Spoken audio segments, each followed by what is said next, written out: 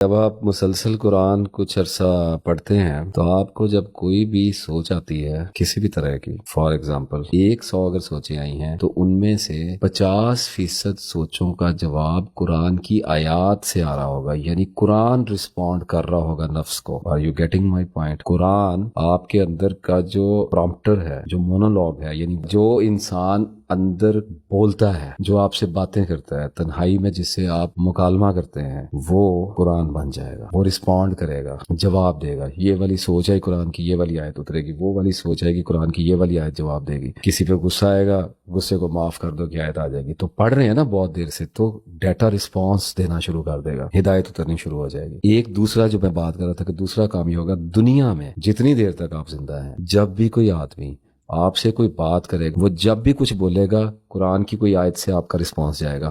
آپ کو پتا ہوگا یہاں سے بولا ہے، کیونکہ ایک بات لکھ دی گئی، طے کر دی گئی، سٹرکچر بنا دیا گیا، سیلڈ کر دیا گیا ہے کہ یہ دنیا کا کوئی بھی شخص قرآن سے باہر جا کے نہیں بول سکتا، اس کے اندر اندر ہی بولے گا۔ سائیکی اس کے اندر لکھی ہے ساری، انسان کا نفس اس کے اندر قید ہے، کہکشائیں قید ہے، اس کے اندر 7 آسمان قید ہے، وہ سب کچھ بہت پہلے سے ایک روشن کتاب میں لکھ رکھا ہے۔ تو بندہ بولے گا، آپ کے منہ سے قرآن نکلے گا، ایسے نہیں نکلے گا جیسے لوگ عام طور پہ سمجھتے ہیں کہ حوالے دیں گے، یہ کریں گے، وہ کریں گے۔ نہیں، آپ کے اندر کی سوچ کو پتا ہوگا، ہر بات کے جواب میں آپ کو پتا ہوگا یہ بندہ ایسے بولا ہے، اب یہ بندہ ایسے کرے گا، اب یہ بندہ ایسے کرے گا۔ کشف والی بات نہیں کر رہا، غیب کی بات نہیں کر رہا، آپ کو پتا ہوگا لوگ کمیونیکیٹ کیسے کرتے ہیں۔ اور اس سارے سلسلے کے نتیجے میں ایک مجموعی بہتری آپ کے کردار میں آنے لگے گی، جس کو آپ قرآن کے بغیر اپنے اندر پیدا ہی نہیں کر سکتے۔ There is no possibility, it's not gonna happen. تو قرآن پاک پڑھنا شروع کیا خاتون نے، خواتین کی بات ہو رہی تھی، پڑھتے رہے، راستہ سمجھ آ گیا نا، شروع کر دیں،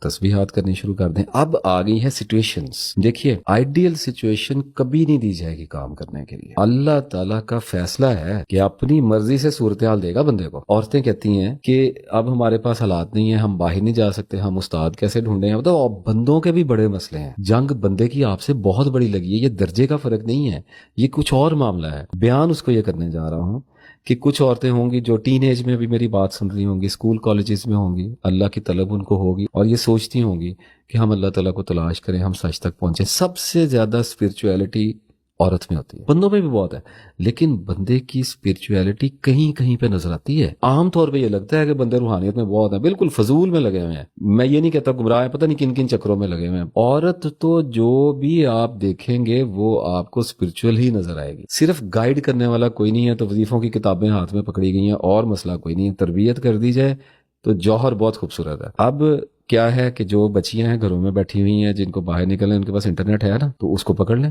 قرآن پاک بتا دیا، اس کو پکڑ لیں، یہ مسئلہ حل ہو گیا۔ اب ہو گئی بچی کی شادی، اس کا آ گیا ہسبینڈ، اب یہ ایک نیا معاملہ شروع ہو گیا۔ تو اسی طریقے سے ہسبینڈ کی بھی بیوی آئی ہے، اس کو بھی یہی آزمائش لگ گئی ہے۔ اگر وہ اللہ کے رستے میں نکلا ہوا ہے تو اس کو بھی بال بچوں کے نان نفقے کی ذمہ داری پڑ گئی۔ تو سچویشن کو الزام نہ دیا کریں، سچویشن ہمیشہ اللہ تعالیٰ کی طرف سے گیون ہوتی ہے، دی گئی ہوتی ہے کہ اس کے اندر رہو، اسی کے اندر کام کرنا ہے، اسی کے اندر جینا ہے اور اسی کے اندر مرنا ہے۔ اس سچویشن کا گلہ نہیں کرتے۔ اب جب شادی ہو گئی ہے تو پھر ہسبینڈ کو وقت دینا ہے، اپنے بچوں کو وقت دینا ہے، دنیا کی زندگی اچھے طریقے سے گزارنی ہے، اپنے گھر بار کی دیکھ بھال کرنی ہے، کھانا بنانا ہے۔ بہت ساری عورتیں جو ساتھ میں جاب بھی کرتی ہیں، اس کے ساتھ اللہ کو ڈھونڈنا ہے۔ اور اللہ کا ڈھونڈنا ہوتا کیا ہے؟ کچھ بھی نہیں ہوتا، اپنے آپ کو ڈھونڈنا ہوتا ہے۔ اللہ کوئی گم ہوا ہوا ہے؟ اللہ نے نعوذ باللہ کہاں گم ہونا ہے؟ اللہ تو یہی، اس نے تو کہا میں شہرک کے بھی قریب ہوں۔